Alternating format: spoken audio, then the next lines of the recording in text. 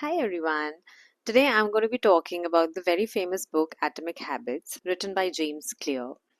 Now, an atomic habit is a small habit that is a part of a larger system.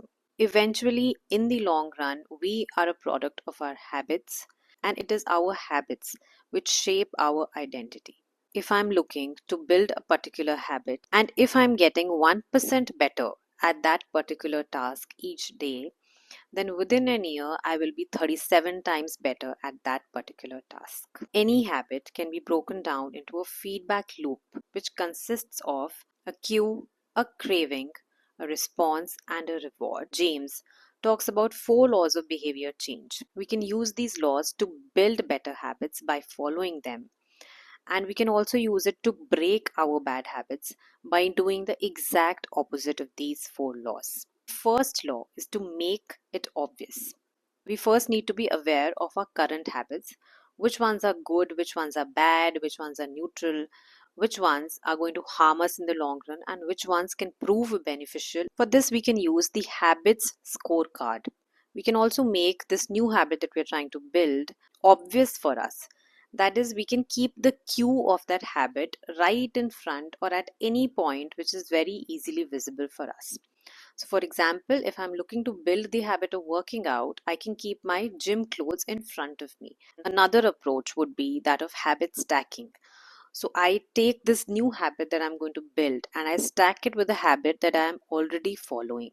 For example, after I pour my morning coffee, I'm going to meditate for 60 seconds. Also, if we pair this new habit with a specific time and location, that is known as an implementation strategy.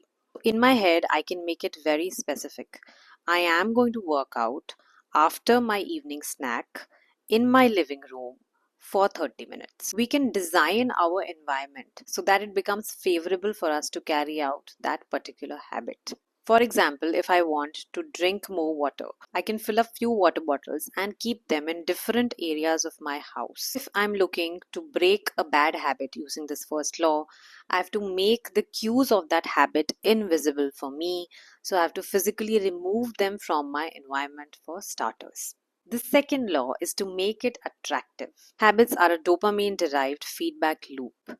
And dopamine is not always released when we experience pleasure, it is also released in anticipation of it. For example, if I'm daydreaming about a vacation, that will lead to the release of dopamine and can be actually more enjoyable than the vacation itself.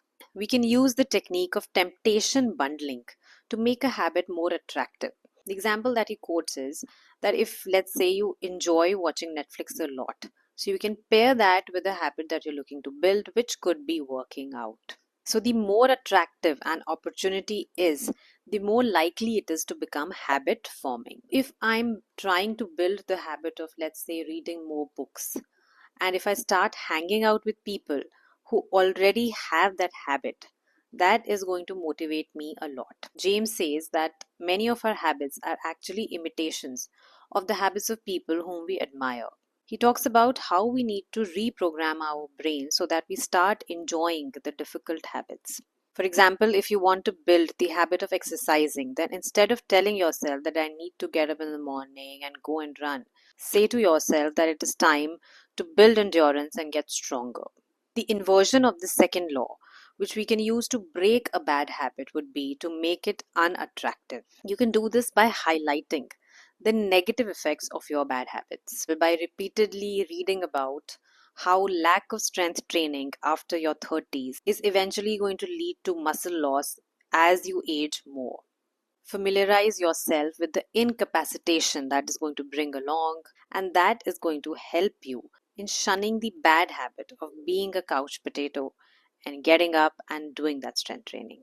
The third law of behavior change is to make it easy. In this law, he discusses the importance of repetition. Like the many times when you have to create your own sunshine, similarly, over here also, you have to create that low friction environment to approach that new habit. For example, if you want to draw more, then you can keep the relevant stationery accessible on top of your desk. Similarly, like I mentioned in the first law, if you want to exercise, then you keep all your exercise gear in front of you. easily accessible. If you feel you're spending a lot of time on social media, you can ask a friend to change your passwords at the start of the week, and you can ask him or her to tell you the passwords at the end of the week. The 2 minute rule is that when you start a new habit, it should take less than 2 minutes to do it. So, if the habit is that you have to read before bed each night, you can start by reading one page. So, basically, you have to make the new habits less challenging, with the first 2 minutes of the habit being really easy. And then later, you will realize that you find it easier to continue doing that. Use the inversion of this third law to break a bad habit by making it difficult. Some examples I have already discussed. The fourth law is to make it satisfying. We are more likely to repeat a behavior when the end result of this behavior is satisfying for us. What is immediately rewarded is repeated, and what is immediately punished is avoided. James talks about the tracking of a habit. So, when you are trying to build a new habit, you can take a calendar and you can cross off each day on which you stuck to your new routine. This simultaneously makes the new behavior obvious, attractive, and satisfying. James talks about the first seatbelt law in New York, how it was enforced as a law, and it led to the development of a habit of over 88% of Americans by 2016. Knowing that someone else is watching you can be a powerful motivator, and you will be accountable to this particular person.